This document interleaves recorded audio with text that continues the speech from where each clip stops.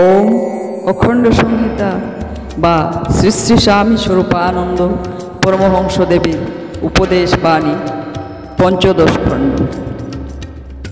বিগ্রহের জাগরণ বেলা 2 ঘটিকায় শ্রী শ্রী বাবামণি আসাম ব্যবস্থা পরিষদের প্রেসিডেন্ট রায় বাহাদুর নলিনীনাথ রায় দস্তিদারের ভবনে আনিত হইলেন। শ্রীযুক্ত নলিনীনাথ রায় দস্তিদার নিজেদের কুলদেবতার বিগ্রহ প্রদর্শন করিলেন এবং জিজ্ঞাসা করিলেন, এই বিগ্রহ জাগ্রত কি না? শ্রী শ্রী বাবামণি বললেন, বিগ্রহ জাগেন ভক্তের একাগ্রতায়, নইলে তো বিগ্রহকে ইট কাঠ পাথর ছাড়া আর কিছুই মনে করা যায় না।